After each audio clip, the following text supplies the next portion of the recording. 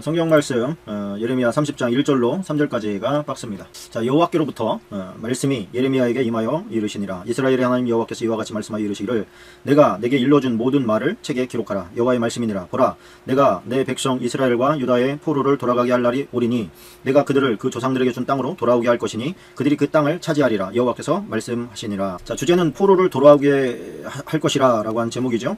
하나님께서 자신이 이스라엘을 회복시킬 거다, 이렇게 이제 말씀을 하고 있는 것입니다. 지금 우리는 하나님께서 어떠한 일들을 하실 수 있는지를 잘 알고 있습니다. 그러나 당시로서는 유일신 하나님이라기보다는 세상의 수많은 신들 중에 어느 한 분 이렇게 생각을 하고 있었던 그들을 유일하신, 그리고 저 바벨론 애들이 섬기고 있는 그 신들보다 훨씬 강력하고 아주 그 위험찬 그런 하나님이라고 하는 것을 이걸 가르쳐도 이해를 못하는 거예요. 하나님이 참 속 터지실 일이죠. 아무리 가르쳐도 그냥 그런가 봐 그러고 끝나는 정도. 그분께 나아가서 의지하고 그분을 신뢰하고 믿음으로 그분을 받아들이는 그런 사람들이 아니고 그냥 그런가 봐 거기까지인 거예요. 신앙이 진보가 일어나지 않는 것이죠. 여기 보면 보라, 내가, 여기 저는 동그라미를 딱 쳐놨습니다. 이게 왜 중요하냐, 내가라고 하는 거예요. 내가 하나님이 곧 하나님만이 나만이 나 외엔 불가능해. 내가 이스라엘과 또 유다를 포로에서 돌아오게 할 거다. 이런 하나님의 어떤 자기 선언이신 거예요. 아래로 선풍기를 켰더니 정신이 산란하네요. 자, 그러니까 내 백성, 하나님께서는 지금 포로로 돌아가게 하셨지만 내 백성이라는 것을 지금 조금도 잊지 않고 계십니다. 우리가 지난 시간에 얘기했지만 하나님께서 이스라엘 백성을 망하게 하는 것은 하나님의 계획하신 의도가 아니세요. 하나님은 망하는 걸 원하지 않으세요. 그래서 하나님께서 말씀하신 게 이제 나중에 그게 이루어지게 되죠. 우리가 1차, 2차, 3차에 걸쳐서 포로로 끌려갔다고 제가 말씀을 드렸습니다. 귀환 때도 1차, 2차, 3차에 의해서 귀환하게 되죠. 1차로는 그 고레스 때 수룹바벨에 의해서 돌아오게 되고, 두 번째는 누굽니까? 에스라를 통해서 돌아오게 되고, 세 번째는 느헤미야를 통해서 그들이 이스라엘로 돌아오게 됩니다. 그러니까 1차 귀환이 BC 537년이거든요. BC 537년에 1차적으로 돌아오고 나서는 1차에서 2차 귀환이 이루어질 때까지는 시간이 많이 지납니다. 한 79년 정도, 80년 가까이, 79년에서 80년 가까이 그렇게 시간이 지나요. BC 458년이니까 한 79년 정도 지난 것이죠. 그리고서 2차 포로 귀환이 에스라에 의해서 주도로 일어나고 나서 3차 귀환이 BC 444년에 일어나게 됩니다. 그래서 그 기간을 다 합치면 얼마나 되나요? 93년 정도 걸리겠죠? 2차 귀환 후에 3차 귀환이 이루어질 때까지 14년이 걸리고, 1차에서 2차까지 79년이 지나니까 뭐 그렇게 오랜 세월, 100년 가까이 시간이 지나서 그들이 돌아오게 됩니다. 그러면 우리가 이런 생각을 해봐야 돼요. 60년 만에 1차 귀환이 일어나지 않습니까? 첫 번째 포로 귀환이 60년 만에 일어나는데, 60년이라고 하는 기간은 그 1차 포로기 때에 잡혀간 사람들은 다 터닦고 놓고, 거기에서 사업할 사람 사업을 일구어 놓고, 종들이라 그래서 그 평생 종 막 이런 게 조금은 아니에요. 조금 바벨론의 그 정신 세계는 조금 좀 특이합니다. 어떻게 특이하냐면, 일단 그 바벨론 제국이 엄청나게 확장하거든요. 그러니까 그들이 가지고 있는 인적 자원보다도 훨씬 큰 그런 땅덩어리를 얻게 돼요. 그러다 보니까 그 어느 지역에, 예를 들어서 어느 지역을 정복했어요. 그 정복을 이제 바벨론화 시켜야 되는데, 바벨론화 시키려고 하면 명석한 사람이 가야 돼요. 똑똑한 사람이 가야 된다는 뜻이죠. 한마디로 그 지역을 통치할 수 있는 그런 리더십이나 능력을 가진 사람이 가야 되는 거예요. 그런데 그런 사람이 너무 부족한 거예요. 왜? 상대적으로 너무 커가지고. 각 지역마다 한 명씩만 있어도 이게 말이죠, 얼마나 큽니까? 이게 이 광활한 곳을 다스릴 수가 없는 거예요. 그러다 보니까 이 사람들이 머리를 잘 썼는데, 각 자기네가 정복한 그 땅에서 이제 고관 대작의 자식들, 똑똑한 애들을 추립니다. 그래서 그들을 데려가서 이제 그들에게 바벨론의 교육을 시키고, 바벨론의 언어를 가르치고, 문화를 가르치고, 또 바벨론 왕에게 충성하게 만드는, 그 우리가 다니엘서에 보면 그 초반에 그런 일들이 일어나지 않습니까? 그런 일들을 해서 거기에서 이제는 인정받은, 왕이 볼 때 됐다 싶으면 이제 정복국에서 데려온 엘리트들을 보직을 내려가지고 다스리게 했단 말이에요. 그러니까 이제 바벨론의 시스템을 그대로 가져온 게 로마예요. 로마의 시스템을 그대로 가져온 게 미국입니다. 그러니까 열려있는 거예요, 사고가. 정복이라고 하는 개념이 우리가 치고 들어가서 쟤네들 걸 다 가져오고 쟤네들을 노예로 삼는 거, 그것을 정복이라고 생각 안 하고 우리의 문화와 우리의 언어와 우리의 생각을 저들이 담는 거, 그것을 갖다가 정복이라고 생각을 한 거예요. 그러니까 깨어 있었던 것이죠. 그렇게 이제 가 있다 보니까 이 사람들이 노예로서 그들에게 어떤 지휘관을 맡길 수는 없지 않습니까? 그러다 보니까 그들은 노예가 아니에요. 그냥 인정받는 지휘자인 거예요. 그 사람들이 가서 거기에서 어떤 지위를 인정받고 또 그만한 대우를 받으면서 살아가니까 별로 불만이 없는 거예요. 우리나라 뭐 그냥 막 일제시대처럼 일본인 아니면 깔아뭉개고 뭐 이런 개념이 아니에요. 우리가 좀 그 부분에 대해서는 조금 생각을 하고 있어야 됩니다. 그러다 보니까 이제 터잡고 살고 있었던 많은 사람들이 있습니다. 우리가 에스더서에 보면 누가 나옵니까? 모르드게라는 사람이 나오고 또 하만이라는 사람이 나와요. 그러니까 하만이 누구죠? 하만. 하만은 아말렉. 그 이스라엘과 유대와 아말렉은 철천지 원수거든요. 하나님께서 저 아말렉을 아주 씨를 다 말려버려라, 다 끝내버려라 이렇게 얘기를 하는데 그 아말렉도 바벨론에 의해서 멸망을 당해요. 멸망을 당해가지고 끌려와요. 그 바벨론에 그 이제 귀양살이한 게 유대뿐만이 아니라 이제 그 바벨론에 정복당한 모든 나라의 그 어떤 그 고관 대작의 자식들이 다 이제 끌려갔던 거예요. 그러다 보니까 거기에서 이제 그 하만과 유대인 모르드게가 붙은 겁니다. 이 하만은 아말렉 왕손이에요. 왕손. 아말렉의 왕손. 그러다 보니까 하만이 왜 유대인들을 다 쓸어버리려고 했는지 이해가 되죠. 그런 재미난 상황이 있습니다. 이 무슨 얘기를 하려고 하냐면 하만이 그 엄청난 그 바사 왕국의 그 왕이 가장 신임했던 넘버 2였잖아요. 그 정도로 외국인임에도 불구하고 인정만 받으면 뭐 그냥 꼭대기 뭐 상관없이 올라갈 수 있을 만큼 그렇게 열린 그런 머리를 가지고 있었습니다. 그래서 뭐 로마인이 아닌데도 불구하고 로마 황제가 되기도 하고 막 그런 그 이제 스토리들이 그 로마인 이야기 책을 읽어보면 나오지 않습니까? 바벨론의 문화를 가지고 왔기 때문에 그렇습니다. 그러니까 실력 있고 똑똑하고 이 자신을 그 바벨론에 동화만 시키면 얼마든지 다 받아들이고 인정하고 또 성장할 수 있었습니다. 좋은 문화죠. 그런 문화 가운데서 자기가 일궈놓은 것들을 뒤로 미루고 포기하고 이스라엘로 돌아가야 되는 그런 상황이 있었죠. 그런 상황 가운데서 그가 자기가 이루어놓은 것을 과감하게 포기하고 이스라엘로 간 사람들도 있었지만 거기에 머물러 있던 사람들도 많았다는 것을 우리가 알아야 됩니다. 뭐 성경학자들은 그 다니엘도 돌아오지 못하고 그냥 거기서 죽습니다. 돌아가라는 명령까지 듣고도 못 돌아와요. 뭐 너무 늙어서이기도 하겠거니와 또 거기에서 이루어놓은 것 때문에 그랬을 수도 있습니다. 뭐 동방박사들이 다니엘의 후손이다 이렇게 보는 접근하는 그런 그 학자들도 꽤 많습니다. 왜? 동방이라고 하는 것은 바벨론을 말하는 것이거든요. 바벨론에서 뭐가 궁해가지고 유대까지 오겠어요. 그것은 그들의 선조인 다니엘이 부탁을 했기 때문에 온 것일 것이다. 이렇게 이제 추정을 하는 것이죠. 상당히 근거가 있는 거라고 저는 생각을 합니다. 자, 31장으로 넘어가겠습니다. 31장 7절로 9절입니다. 7절로 9절 박습니다. 자, 여호와께서 이와 같이 말씀하시느니라. 너희는 여러 민족 앞에 서서 야곱을 위하여 기뻐 외치라. 너는 전파하며 찬양하며 말하라. 여호와여 주의 백성 이스라엘의 남은 자를 구원하소서 하라. 이거 지금 누가 이렇게 말하는 거죠? 지금 여호와께서 그렇게 기도하라는 거예요. 여호와께서 이스라엘의 남은 자를 구원하소서라고 뭐하라? 기도하라는 거예요. 기도하라. 보라, 나는 그들을 북쪽 땅에서 인도하여 땅 끝에서부터 모으리라. 그들 중에는 맹인과 다리 저는 사람과 잉태한 여인과 해산한 여인이 함께 있으며 큰 무리를 이루어 이곳으로 돌아오리라. 맞죠? 지금 이스라엘로 귀환하는 그 역사적인 상황을 지금 하나님은 이미 보고 계신 거예요. 장래에 너희가 이렇게 돌아오게 될 거다라고 하는 메시지가 이루어지는 것을 미리 보고 그것을 예레미야에게 기록하게 하신 겁니다. 그들이 울며 돌아오리니 나의 인도함을 받고 간구할 때 내가 그들을 넘어지지 아니하고 물 있는 계곡의 고든 길로 가게 하리라. 나는 이스라엘의 아버지요.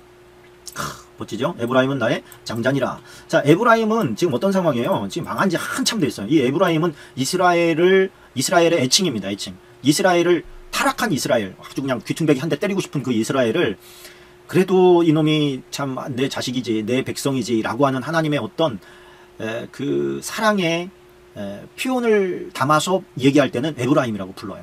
그러니까 북이스라엘 전체를 부르는 별칭이 에브라임이에요. 그러니까 에브라임은 나의 장자다. 그렇게 말하는 거예요. 그러니까 하나님께서 지금 어떻게 하겠다는 겁니까? 그들이 바벨론에 갔다고 해서 바벨론 여기는 유대인 지역 이렇게 한 게 아니에요. 아까 말씀드렸듯이 온 사방팔방으로 다 흩어놨습니다. 왜 한 군데에 뭉쳐놓으면 꼭 거기서 문제가 일어나거든요. 아수르의 정책을 바벨론이 그대로 답습했습니다. 그러니까 바벨론 제국이 흥왕하기 전에 아수르 제국이 흥왕했잖아요. 아시리아죠. 아시리아. 역사적으로는 그 성경의 표현대로 하면 아수르고, 이 아수르가 흥왕할 때에 그 넓은 대지에다가 자기들이 그 이제 정복한 나라의 백성들을 포로로 데리고 와서 막 흩어버려요. 이쪽으로 저쪽으로 막 다 보내버려. 왜? 한 군데 한 민족이 뭉태기로 있으면 막 반란이 일어나니까 그걸 다 찢어가지고 막 보내버려요. 그리고 본토인이 그 정복한 나라에서 살겠다 그러면 거기에 뭐 막 땅도 주고 또 뭐 토지가 땅이구나, 집도 주고 막 이렇게 해준 거예요.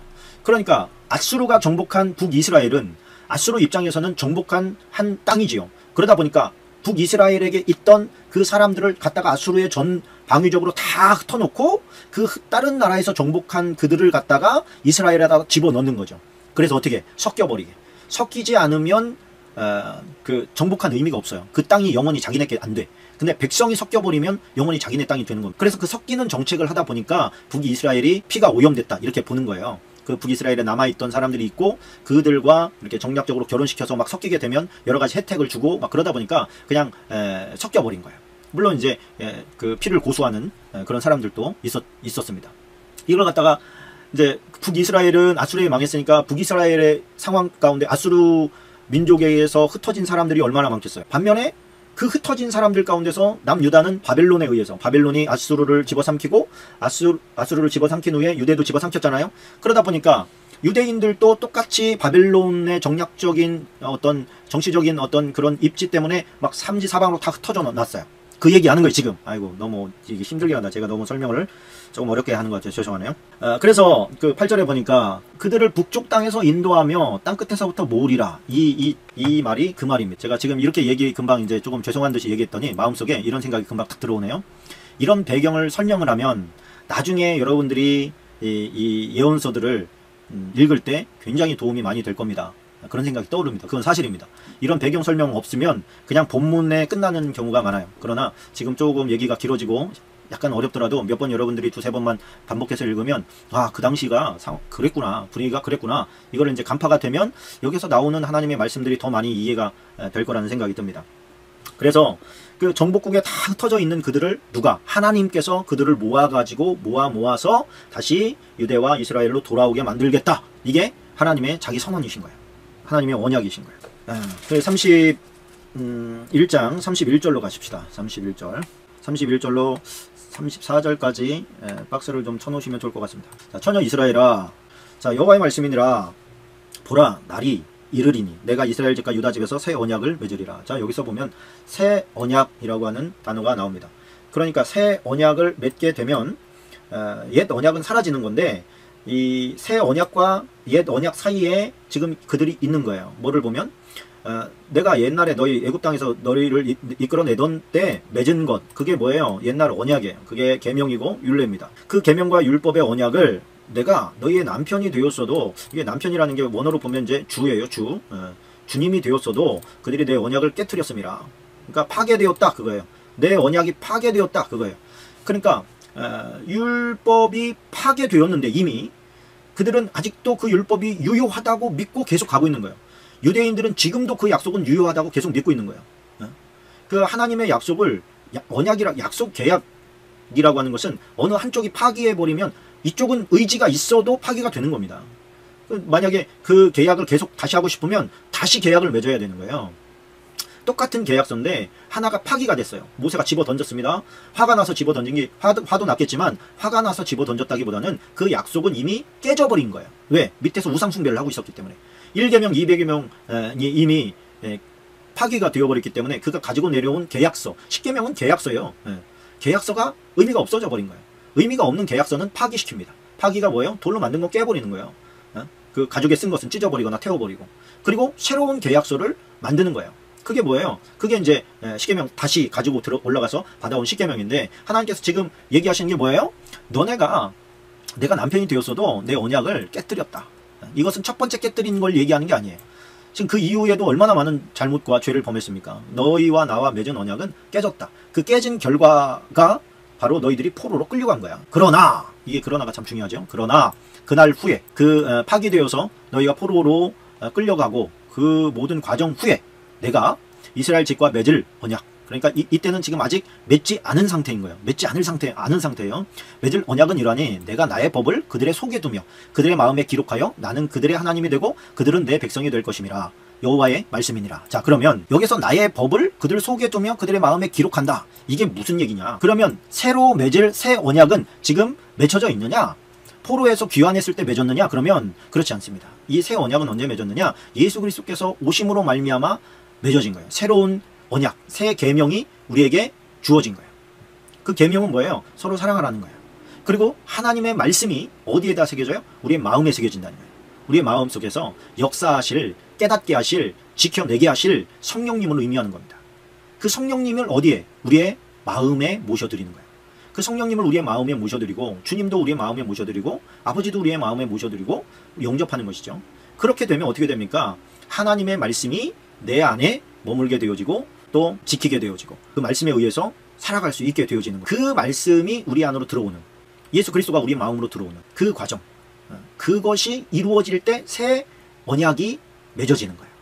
그러니까 우리가 예수님을 인격적으로 모셔드리게 되면 지금 이때 말씀하신, 예레미야를 통해서 말씀하신 이 새 언약이 우리 안에 예수님과 더불어서 들어오는 거라고 볼 수가 있는 겁니다. 그래서 영접하는 자, 곧 그 이름을 믿는 자들에게는 하나님의 자녀가 되는 권세를 주시는 거예요. 하나님의 자녀가 되는. 나는 그들의 하나님이 되고 그들은 내 백성이 될 것이라. 여호와의 말씀이니라. 그들이 다시는 각기 이웃과 형제들을 가리켜 이르기를 너는 여호와를 알라 하지 아니하리니 이는 작은 자로부터 큰 자까지 나를 알기 때문이라. 내가 그들의 악행을 사하고 다시는 그 죄를 기억하지 아니하리니 여호와의 말씀이니라.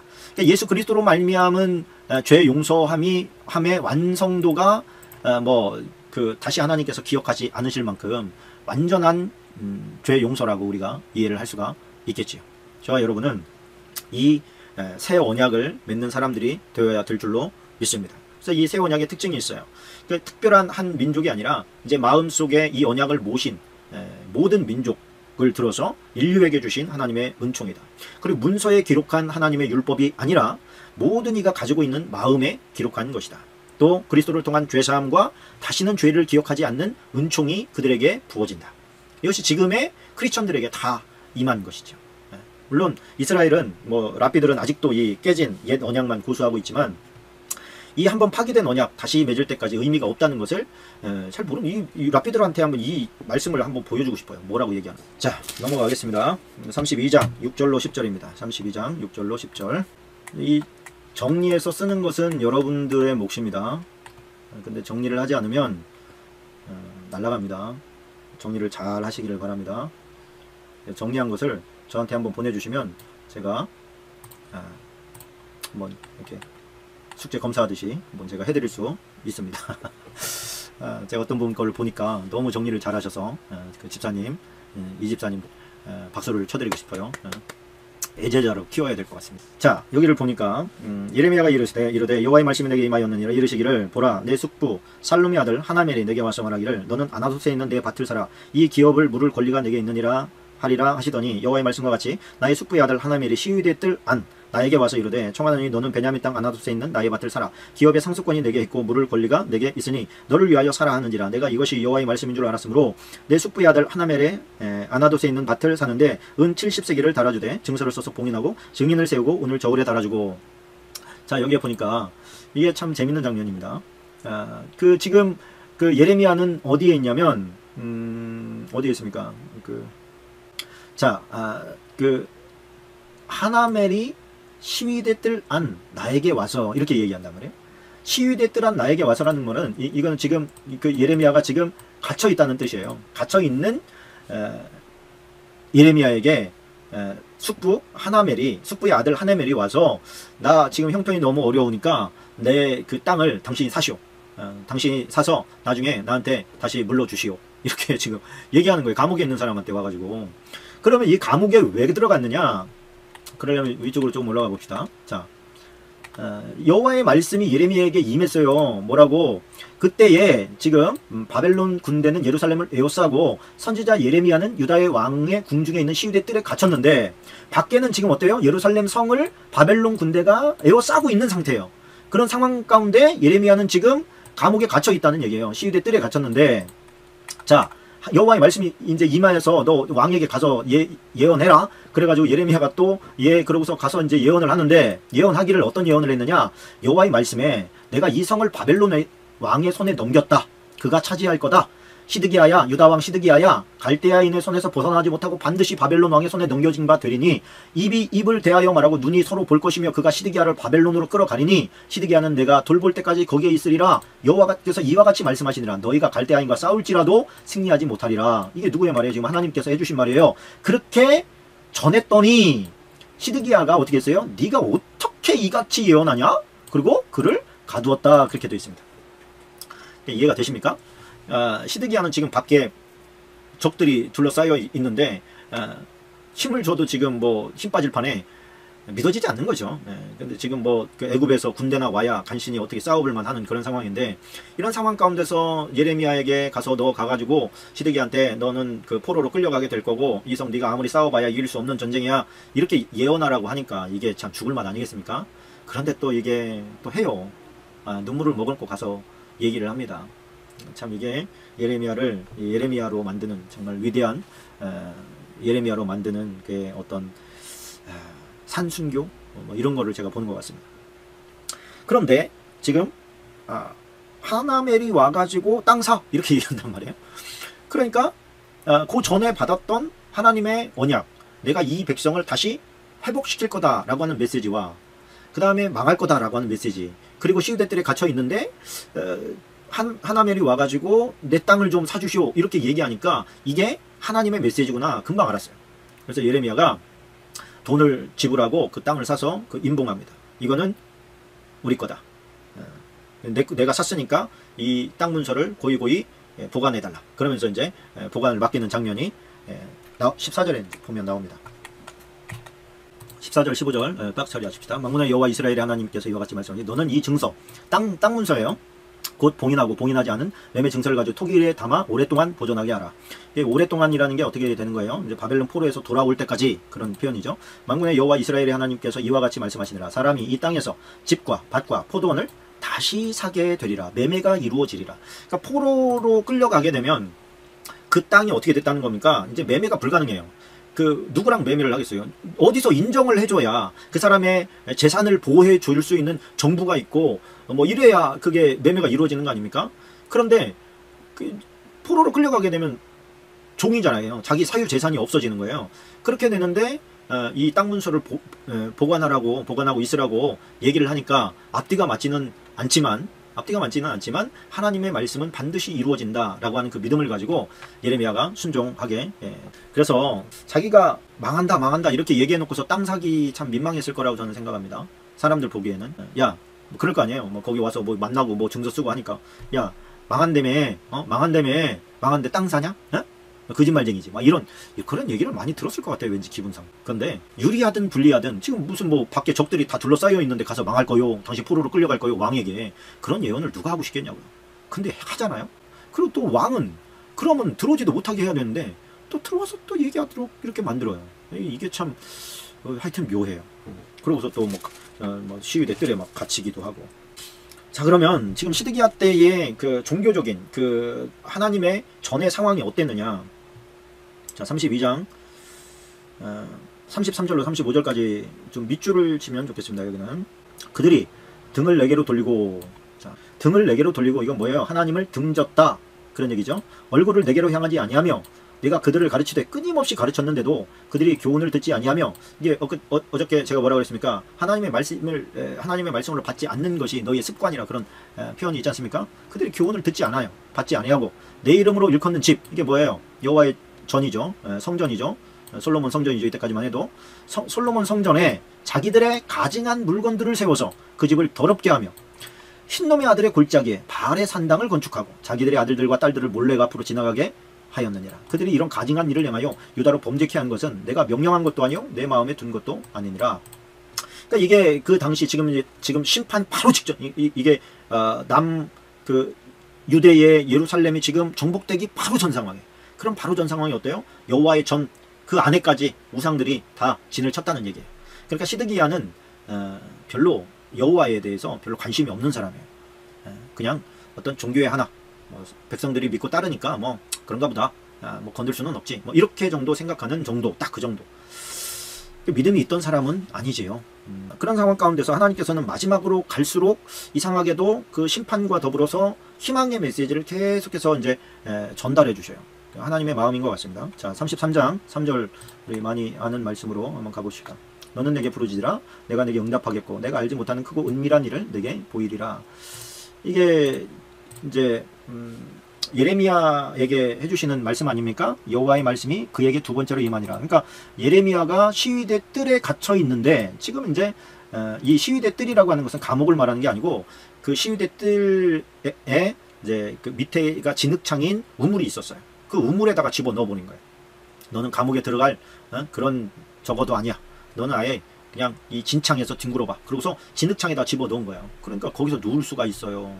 무슨 움직일 수가 있어요. 그냥 질척질척한데 그냥 막 허리 이상 빠지는 그런 데서 죽음만 기다릴 수밖에 없는 정말 또 참 암흑 가운데 있는 그런 예레미야를 보는 거예요. 그런데 그런 상황 가운데서 하나님께서 내게 부르짖으라 이렇게 말하는 거예요. 내가 내게 응답하겠고 내가 알지 못하는 크고 은밀한 일을 내게 보이리라.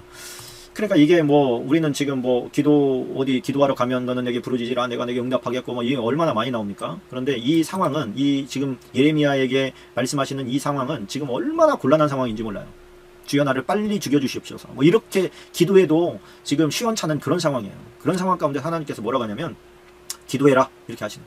그것도 죽을 둥 살 둥 모르게 큰 소리로 간절히 기도해라. 내가 응답하겠다. 아니 그냥 아무 말 못하고 주여. 그래도 응답해도 지금 목마를 판에 말이죠. 하나님께서 막 간절히 부르짖으라고 막 이렇게 말씀을 하시는데 이게 뭐예요? 내가 알지 못하는 크고 은밀한 일이 뭡니까? 미래에 관한 일들이죠. 하나님께서 감추어 주신 아무도 그 안에서 어떻게 미래가 열리는지 알 수가 없는. 그래서 여기에서 말씀하시는 크고 은밀한 일이라는 것은 결국에는 미래의 일을 말하는 거예요. 인간이 아무리 머리 굴리고 생각을 해봐도 알 수 없는 그런 은밀한 일, 접근하지 못하는 메추로트, 아주 감추어진 그것을 내가 부르짖어 기도하는 자에게는 보여주겠다. 그러니까 신비한 것, 하늘의 것을 경험하는 것은 하나님 앞에 간절히 부르짖어 기도하는 것 외에는 없는 거라고 봐야죠. 부르짖으라, 예. 히브리 케라라고 하는 단어인데 그냥 목이 터질 정도로 크게 외쳐서 기도하는 것을 말하는 겁니다. 자, 34장으로 갑니다. 34장 2절로 3절입니다. 자, 2절로 3절 박스입니다. 자, 이스라엘의 하나님 여호와께서 이와 같이 말씀하시니라. 너는 가서 유다의 시드기야 왕에게 아뢰어 이르기를 여호와의 말씀에 보라 내가 이 성을 바벨론 왕의 손에 넘기리니 그가 이 성을 불사를 것이라. 내가 그의 손에서 벗어나지 못하고 반드시 사로잡혀 그의 손에 넘겨져서 내 눈은 바벨론 왕의 눈을 볼 것이며 그 입은 내 입을 마주 대하여 말할 것이요 너는 바벨론으로 가리라. 자, 이제 칠 때에 이 성읍을 칠 때에 이제 포위당한 상태에서 공격이 이루어지는 시점에 그런 뜻이죠. 그때도 여호와의 말씀이 예레미야에게 임했습니다. 그래서 너는 시드기야에게 가서 이렇게 예언해라. 이제는 이제 끝까지 온 거죠. 이제 네가 아무리 용을 써도 안 된다. 그럼 이게 지금 예레미야가 지금 가고 싶겠냐고. 예레미야의 마음이 지금 절절하게 느껴지지 않겠습니까? 지금 막 공격당하고 있는데 이런 말을 지금 할 수 있겠냐고요. 아유, 그러니까 하나님이 정말 대책 없는 것을 요구하시는 것 같아요. 제가 볼 때는 조금 야속하다 싶을 만큼. 근데 아무리 그 시드기야가 잘못된 선지자들에게 미혹되어서 잘못된 지금 판단을 하고 있다고 해도 바른 것을 알려줘야 될 책임은 있습니다. 그러니까 어떻게 보면 우리가 말할 가치도 없다. 아유, 더 이상 너한테 얘기하고 싶지도 않다. 너는 그런 얘기를 들을 가치도 없어. 이렇게 생각되는 어떤 사람들이 있잖아요. 그런 상황 속에서랄지라도 진리를 전하기를 원하는 하나님의 마음이 그곳에 있는 것을 우리가 알게 됩니다. 우리가 이제 그 최후의 심판과 주님의 어떤 심판 그리고 천국과 지옥에 대한 스토리 이런 것들도 마찬가지입니다. 계속 거절하고 뭐 반감을 표하고 무시하고 모욕감을 주고 그런 사람에게 더 이상 얘기하고 싶지 않잖아요. 난 얘기했어 끝 네가 알아서 해 막 이렇게 해버리고 싶은데 주님의 마음은 그게 아니에요. 끝까지 하라 끝까지. 자, 35장으로 넘어가겠습니다. 35장 5절로 7절까지 35장 5절로 7절까지 박스입니다. 자, 여기에 보면 레갑 사람들의 후손들 옛날 성경에 보면 레갑 족속의 후손들이 나오는데 레갑 사람들의 후손들이 앞에 포도주가 가득한 종지와 술잔을 놓고 마시라 권하매 그들이 이르되 우리는 포도주를 마시지 아니하겠노라. 레갑의 아들 우리 선조 요나답이 우리에게 명령하여 이르기를 너희와 너희 자손은 영원히 포도주를 마시지 말며. 요나답이라는 것을 일단 동그라미를 쳐놓으세요.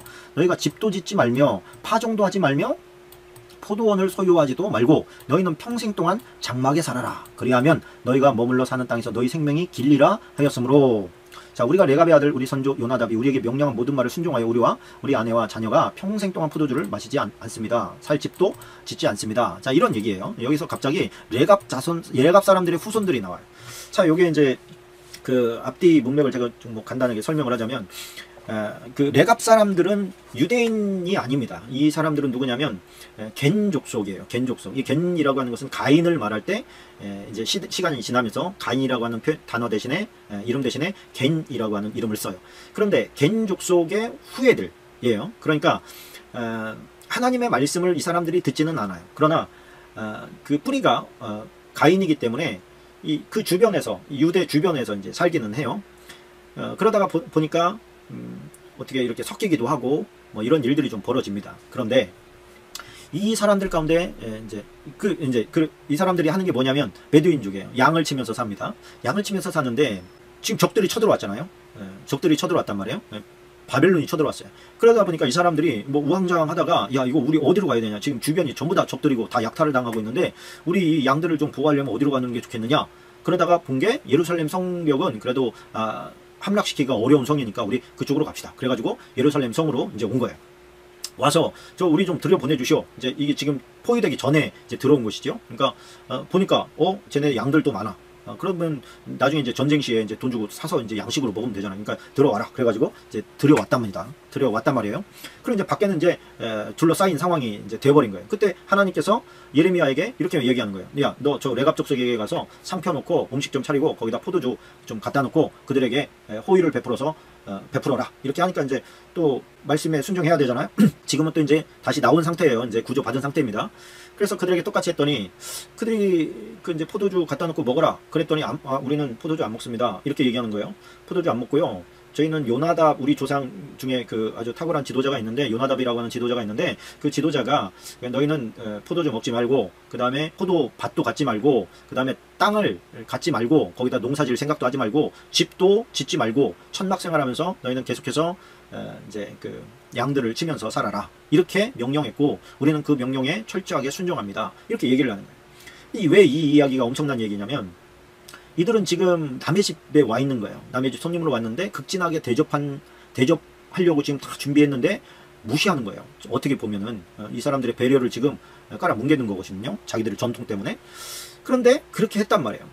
그 참 얼굴 뜨뜻하고 미안하고 참 죄송스러운 일이지만 저희는 그 술 받을 수 없습니다. 먹을 수 없습니다. 아니 왜요? 우리의 지금 정성을 무시하는 겁니까? 그런 게 아니라 우리는 이런 전통을 가지고 있습니다. 그리고 이제 얘기를 했단 말이에요. 그렇게 얘기를 했더니 그 상황을 이제 사람들이 이제 지켜본 거 아닙니까? 그 상황 안에서 예레미야를 추종하는 사람들이 좀 있었어요. 전혀 없던 건 아닙니다.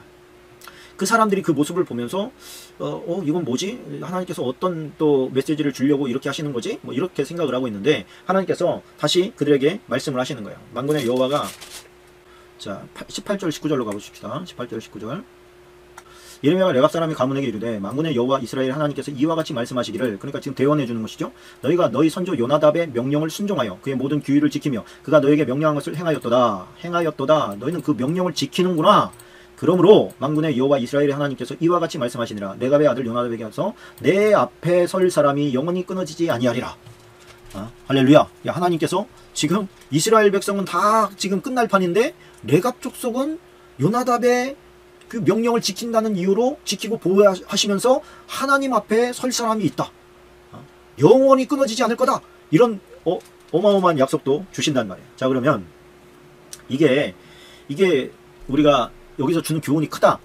지금 그거는 알겠지요. 이 레갑 족속 이 지금 예루살렘 멸망부터 그 이들이 말하고 있는 요나답까지는 200년의 시간이 있어요. 요나답이 200년 전 사람인 거예요. 그러니까 200년 전에 말한 사람을 지금 200년 동안 지켜오고 있는 거예요. 그러니까 이게 그들 자신이 이 명령에 지금 굴복하는 삶을 사는 거죠. 이유가 있을 거 아닙니까? 왜 그렇게 사는지에 대해서. 자, 이런 거예요. 요나답은 지금 하나님께서 인정하는 사람이라는 뜻입니다. 그는 요나답은 하나님께서 인정하는 사람이고 하나님이 원하는 율법이고 하나님이 원하는 그 법을 요나답에게 주셨다고 이 사람들은 지금 보고 있는 거예요. 그런데 하나님께서 지금 상황을 보아하니까 어떻습니까? 요나답과 하나님과는 어떤 긴밀한 관계구나 라고 하는 것을 우리가 눈치챌 수가 있어요. 왜? 요나답의 법을 지켰다고 너희들은 내 앞에 설 거다 이렇게 얘기하니까. 유대인들은 하나님의 율법이 있는데도 불구하고 버림받은 반면에 지금 요나답의 법을 가지고 있는 레갑 족속은 지금 여호와 앞에서 영원히 끊어지지 않는다고 하는 이 엄청난 축복을 지금 받은 겁니다. 그러면 요나답이 이런 어떤 법이 나오게 된 그 배경을 우리가 추적을 할 수 있어야 돼요. 왜 이런 포도주 마시지 말라는 게 이게 뭐가 그렇게 대단하길래 하나님께서 이렇게 기뻐하시는가? 자, 이게 뭐 때문이냐? 요나답이 하나님과의 긴밀한 관계 속에서 지켜보니까 하나님께서는 타락한 인간에 대해서는 하나님께서 벌하시는 것을 보게 되는 거예요. 그런데 그 타락의 현장 가운데 있으면 그 현장 가운데 빠지지 않는 것이 있으니 그게 바로 뭐냐? 그게 바로 술이더라. 술 먹지 마라. 이렇게 한 거예요. 하나님 앞에서 순결하고 거룩하게 살려니까 너희들이 반드시 술을 먹으면 안 되겠다. 이런 명령을 하나 내린 거예요. 그 다음에 그 술을 만들 수 있는 농사도 짓지 마라. 아예 술과는 완전히 담을 쌓아라. 이런 명령을 내린 거예요. 포도 농사 짓지 마. 이렇게 한 거예요. 그리고 또 하나는 뭐냐면 농사도 짓지 마라. 왜? 농사를 지으면 바알을 섬기더라. 바알이 뭐예요? 농경신이에요. 그러니까 농사도 짓지 마. 그리고 집을 지어서 농사를 짓게 되면 사람이 안주하게 되고 그 안주하게 되면 평안을 꿈꾸고 평안을 꿈꾸면 쾌락을 꿈꾸고 쾌락을 꿈꾸다 보니까 즐거움을 추구하게 되고 즐거움을 추구하려고 하다 보니까 술이 끼고 술이 끼니까 사람이 망가지더라. 이런 논리가 쫙 나오게 된 거예요. 그래서 지금 그런 어떤 우리가 이제 꿈꾸고 있는 좋은 집에서 편안하고 안락하게 사는 것을 포기해라. 평생 동안 고생하면서 살아라. 그런 거예요. 이게 말도 안 되잖아요. 지금 생각으로 하면. 근데 그 가치를 영적으로 병들지 않아서 하나님 앞에 버림받지 않기 위한 몸부림으로 하나님께서 인정하신 거예요. 옛날에 바커스 신 있지 않습니까? 술의 신이거든요. 술의 신. 사람이 뭐 이렇게 근심이 있고 걱정이 있고 그러면 바커스 신전으로 가는 거예요. 바커스 신전에 가가지고 거기서 이제 따라주는 술을 먹습니다. 그러면 거기에서 그 바커스 신전에서 행해지는 게 뭐냐면 그 북을 쳐요. 둥둥둥둥 하면 그 북 소리에 맞춰가지고 이제 무희들이 이제 그 바커스 신전의 여 제사장들이죠. 그들이 이제 나와서 바커스 신상을 돌면서 둥둥둥둥 하면서 이렇게 돌아요. 그러면 이 이제 슬픔에 잠긴 사람들이 술을 한 잔, 두 잔 먹는데 속에서는 그 북이라는 게요. 이렇게 그 베이스 음이 가슴을 이렇게 치고 들어오는 게 있어요. 가슴을 떨리게, 심장 뛰게 만드는 거예요. 그러면 둥둥둥둥 뛰는데 이게 북소리가 점점 빨라질수록 심장 박동수도 커지고 또 그 바커스 그 신전의 여사제들이 막 빙글빙글 돌면서 막 춤을 춰요. 신나게 춤을 추면 술 기운이 올라오고 앞에서는 여자들이 현란한 춤을 추고 북소리 둥둥둥둥 들리고 그러면 같이 막 이제는 흥분해가지고 춤을 추고 또 광란의 시간을 보내요. 거기서 성적인 막 그런 광란의 시간을 보내는 거예요. 그게 바커스 신에게 바쳐졌던 제의예요. 제사의식이에요. 자, 이게 그러고 나면 이제 뭐예요? 이제 마음속에 근심이 다 물러갔다. 바커스 신이 이제 다 가져갔다. 난 이제 다시 마음이 기뻐졌어. 즐거워졌어. 이제 그러고 이제 집에 돌아오면 다시 이제 제자리 되죠. 자, 그거예요. 그게 지금의 이제 클럽입니다. 클럽에 가면 둥둥둥둥 하면서 계속 북소리를 치고 술 들어가고 사람들은 막 춤추고 눈 맞으면 광란의 밤을 지내고 그러고 돌아오면 다시 무의미해지는 거예요. 그때는 뭐 스트레스 풀렸네, 뭐 어쩌고 저쩌고 해도 더 큰 올가미에 묶이는 것이죠. 그렇게 나아가게 되면 의미가 없어지는 거예요. 망하는 거예요. 근데 그 망하는 그 근원을 지금 요나답은 이미 그걸 깨달아서 후손들에게 그 계명을 줬다는 거 아닙니까? 그 계명을 하나님께서 얼마나 크게 여기신 거예요. 그러니까 하나님께서는 의미를 정확하게 아신 거예요. 이 너희들이 지금 요나답이 그런 명령을 준 본질적인 의미가 나를 떠나 살지 않게 하려고 한다는 것을 하나님께서 아셨기 때문에 그걸 크게 받으신 거예요.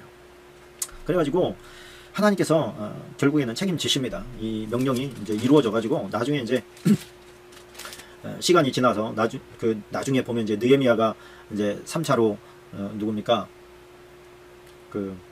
포로 귀환을 시키는 그 과정 가운데 보면 거기에 보면 성벽을 재건할 때 레갑 족속 말기야라고 하는 사람이 성문 중에 하나를 재건하는 게 느헤미야 3장 14절에 나옵니다. 유대 전통에는 그 제사장 가문과 결혼을 해가지고 결국에는 그 성전에 제사장은 안 되지만 제사에 쓸 이제 장작들을 레갑 족속들이 이제 공수하는 그런 일을 했다고 그래요. 그게 이제 우리가 볼 때는 야, 그 뭐 나무꾼이 뭐 그렇게 뭐 훌륭해요? 뭐 이렇게 생각할 수 있을지 모르지만 이게 바로 하나님이 뭐라고 오늘 본문에 보니까 내 앞에 서는 행위인 거야. 비록 그들이 장작 줍는 사역을 했다 할지라도 하나님께서 보실 때는 그들이 하나님 앞에서 사역하는 일꾼으로 여겨지게 되었다는 것입니다.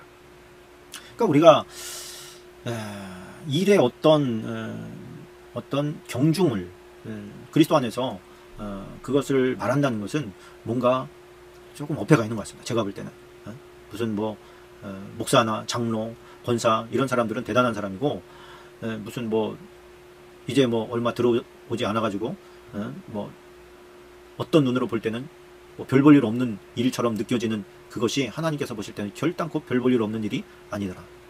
그래서 우리가 하나님 앞에서 맡은 것이 제 아무리 작은 일이라 할지라도 하나님께서 보실 때는 작지 않다. 작은 일에 충성하는 자는 큰 일에도 충성하는 거예요. 이미 하나님께서는 큰 일에 충성한 자로 여겨주시는 거예요. 작은 일에 충성하시기를 바랍니다. 자, 36장으로 넘어갑니다. 36장에 보니까요. 자, 1절에 잠깐 보십시다. 요시야의 왕의 아들 여호야김 4년에, 그러니까 지금 조금 아까 우리가 시드기야 때 얘기를 했는데 지금 시드기야는 마지막 왕이라고 하지 않았습니까? 그러다 보니까 여호야김 4년이라고 하는 것은 뭐예요? 다시 지금 거꾸로 올라갔다는 얘기예요. 이 챕터는 36장은 다시 좀 전으로 올라가서 일어났던 일을 다시 얘기를 하는 것입니다. 자, 유다 가문이 내게 그들에게 내려 한 모든 재난을 듣고 각기 악한 길에서 돌이키리니 그리하면 내가 그 악과 죄를 용서하리라. 자, 이 너가 기록할 이 글을 읽고 그들이 회심하면 내가 심판을 돌이킨다. 그래가지고 이 예레미야가 네리야의 아들 바룩을 부릅니다. 바룩이 예레미야가 불러주는 대로 여호와께서 그에게 이런 모든 말씀을 두루마리 책에다가 기록을 합니다. 기록을 해서 바룩에게 이렇게 명령합니다. 나는 붙잡혀 있으므로, 그러니까 지금 감옥에 있는 거예요. 감옥에서 기록을 한 거예요. 그래서 바룩아, 나는 붙잡혀 있어서 갈 수가 없어. 근데 하나님께서 전하라고 하니까 너는 이 말씀을 가지고 들어가서 여호와의 집에 들어갈 수 없으니 너는 들어가서 내가 말한 대로 두루마리에 기록한 여호와의 말씀을 금식일에 여호와의 성전에 있는 백성의 귀에 낭독하고 유다 모든 성읍에서 온 자들의 귀에도 낭독해. 그들이 여호와 앞에서 기도를 드리며 각기 악한 길을 떠날 거야. 그러면 여호와께서 그 백성에게 대하여 선포하신 노여움과 분이 지금 커. 그것이 이제 돌이키게 될 거야. 이제 그렇게 이제 얘기를 한 겁니다. 그러고 나니까 12절 가셔서 또 밑줄을 좀 치시길 바랍니다. 왕궁에 내려가서 서기관의 방에 들어가는 모든 고관, 곧 서기관 엘리사마와 스마의 아들 들라야와 악볼의 아들 엘라단과 사반의 아들 그마리아와 하나냐의 아들 시드기야와 모든 고관이 거기에 앉아 있는지라. 미가야가 바룩이 백성의 귀에 책을 낭독할 때 들은 모든 말을 그들에게 전하매, 자 여후디를 바룩에게 보내어 뭐라고 하냐면 그 두루마리 가지고 와, 이렇게 얘기를 하는 거예요. 그래서 두루마리를 가져왔더니 너 우리 앞에서도 낭독해라. 고관 대작들 앞에서 이제 낭독하는 거예요. 낭독했더니 우리가 이 모든 말을 왕에게 아뢰게, 그러고서 왕에게 가져갑니다. 왕에게 가져가요. 그랬더니 그 여우디가 서서 낭독하면 왕이 면도칼로 그것을 연한다는 것은 뭐냐, 읽자마자 그런 뜻이에요. 베어서 화로불에 던져서 두루마리를 모두 태웠더라. 그러니까 하나님의 말씀을 적은 책을 가지고 와서 백성들에게 이제 그 읽어줬더니 고관 대작들이 야, 그 우리한테도 좀 읽어줘. 그래서 또 서기관들에게 와가지고 읽어줬더니 야, 이거 왕에게 들을 말이다. 그래서 왕에게 또 읽어줬더니 왕은 그걸 읽자마자 다 찢어가지고 화롯불에 던져버렸다. 그런 얘기예요. 그러니까 하나님의 심판을 기록한 예언을 불태워버리는 그런 왕을 우리가 보게 되는 것이죠. 불태우면 하나님의 예언이 없어집니까? 하나님의 심판이 없어집니까? 그렇지 않잖아요. 다 그대로 이루어지는데도 불구하고 그거 그렇게 무시해버리면 안 일어난 줄 알아요. 우리가 하나님의 말씀을 듣든지 아니 듣든지 해야 되는 이유가 바로 그겁니다. 하나님을 믿지 않는 사람들은 하나님의 말씀을 무시하면 성경에 예언된 심판이 안 오는 줄 알아. 세상 미련한 것이. 하나님의 예언을 기록한 게 무시하면 안 일어납니까? 그러니까 하나님이 뭐라 그래요? 야, 예레미야야, 너 똑같이 다시 써라.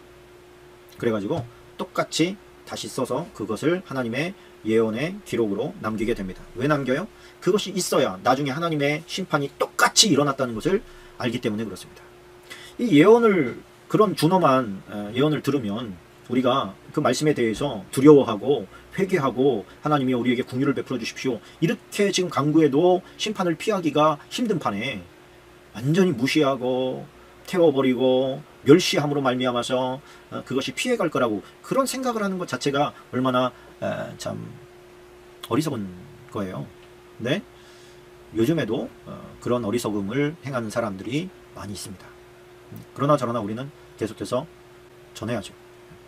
전하고 요즘엔 참 그 주님의 말씀으로 말미암아서 고난을 당하는 그런 사람들이 너무 적은 것 같습니다.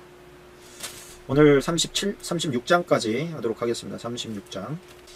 저는 이 선지자들 가운데서 가장 조금 뭐라 그럴까요? 좀 위대한 선지자가 예레미야가 아닐까. 개인적으로 저는 몇 번을 얘기하는 것 같은데 이 너무 존경스러워요. 예레미야가. 그 뒤에도 지금 우리가 나눠야 될 말씀들이 많이 있는데 이 뒤에 말씀들도 보면 참 너무 훌륭한 사람이다 그런 생각이 듭니다. 자, 오늘 여기까지 하도록 하겠습니다. 말씀 따라오시느라 고생하셨고요.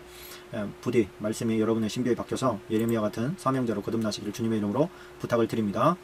주님 고맙습니다. 말씀을 공부하려고 하는 사람도 너무 적고 하나님의 뜻을 알려고 하는 사람도 너무 적은 때에 하나님의 말씀을 배우려고 이 방송을 듣고 또 성경을 펴든 모든 지체들 위해 하나님의 기름 부으심이 넘치기를 주님의 이름으로 의탁하나이다. 기름 부어 성령으로 충만한 사람들 되게 하여 주옵소서. 예수님의 이름으로 기도합나이다. 아멘.